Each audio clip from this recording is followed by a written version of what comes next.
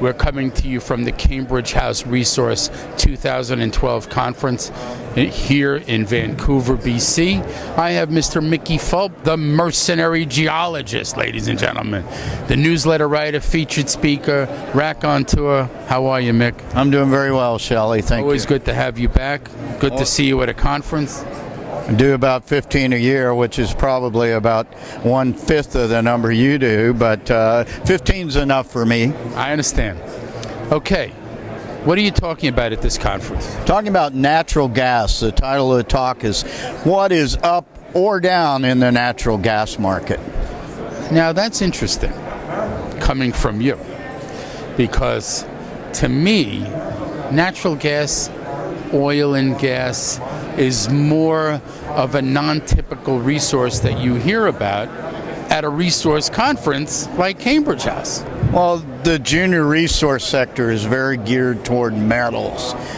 So the majority of companies here are involved in exploration, development, and or mining of gold or silver or copper or uranium or what have you. And there's not that many companies here that are in the hydrocarbon business, i.e. oil and gas.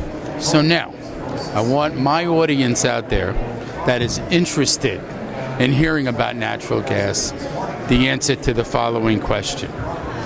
You've got oil that is going this way and natural gas that has gone this way. Why now natural gas when I know you are the man who embraces volatility? Tell the audience. Well, I usually talk about things I'm optimistic about. I'm a contrarian.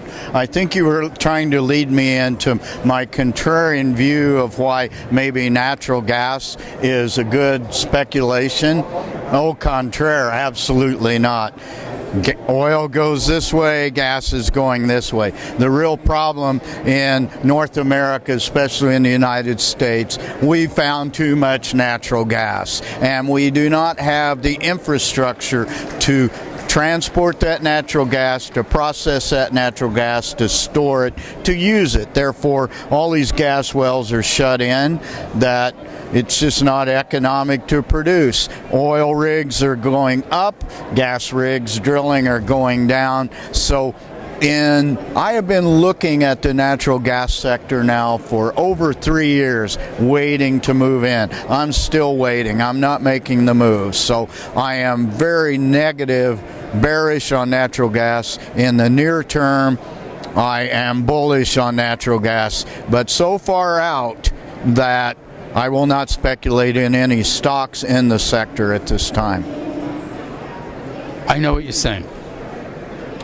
I hear it.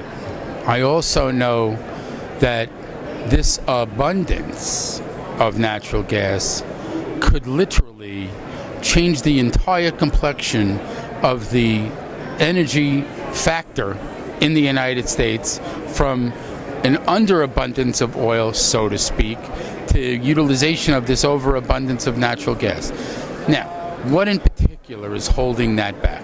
Lack of infrastructure. And what's holding it back, and I could not agree with you more as an aside, we could become the Saudi Arabia of natural gas in this country. The problem is we have the NIMBY crowd and the banana crowd build absolutely nothing anywhere near anything that will not allow infrastructure to be developed. There are moratoriums on hydrofracking and horizontal drilling. There is the state of New York has recently launched a lawsuit with our buddy Andrew Cuomo. The state of Massachusetts has launched a lawsuit for natural gas leaks in the city of Boston. So we have this environmental opposition, very well funded, that will not allow the necessary pipelines, separation plants, storage facilities to be developed to get the gas from where it's produced to where it's needed. And I don't see that ending anytime soon. We had Obama kill the Keystone Pipeline through the State Department this week. So, it just goes on and on. Well, it sounds like a perfect negative storm to me. Whereas I see them at times, I see natural gas vehicles I've seen fleets of city buses using natural gas.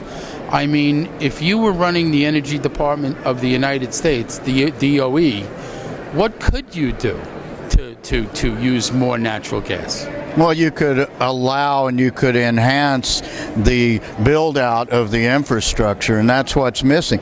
You know, the old man has it right, and I'm talking about T. Boone Pickens, and he came on the tube 2 or 3 years ago, and he's promoting this idea: all our fleet vehicles, all our small mass transit vehicles need to be powered by natural gas because we have the supplies. He's absolutely right. But until you or I can pull off any exit on the interstate and put propane, natural gas, or propane in our tank, in our car or truck, it's not going to happen. We do not have the infrastructure to develop our gas reserves right now. Now, we could look to Brazil as a good example of an alternative to fossil fuel, couldn't we? Well, are you talking about ethanol?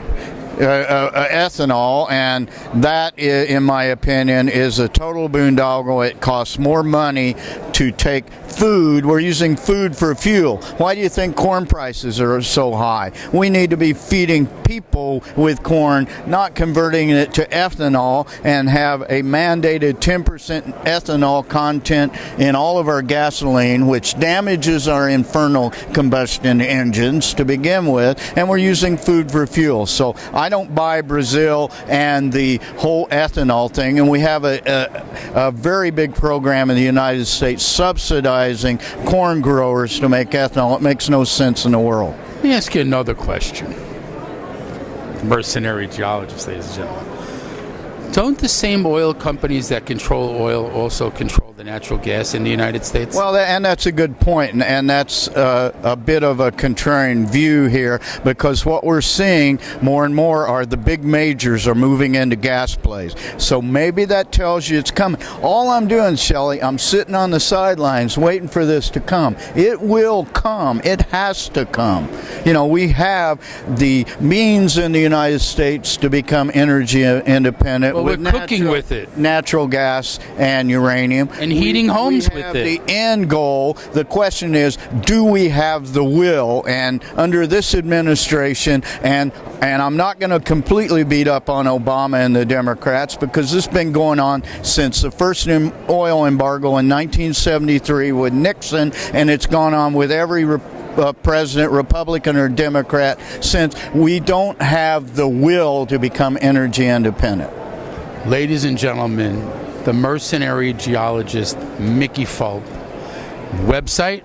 mercenarygeologist.com, and I usually don't rant as much as I do today, so no, I think you've taken a very interesting position. Very good, very long term, but nothing good short term. That's the way I'm looking at it right now. The Mercenary Geologist, folks, you heard it here first. Thanks, Mick. Thanks, Shelley. Good to see you.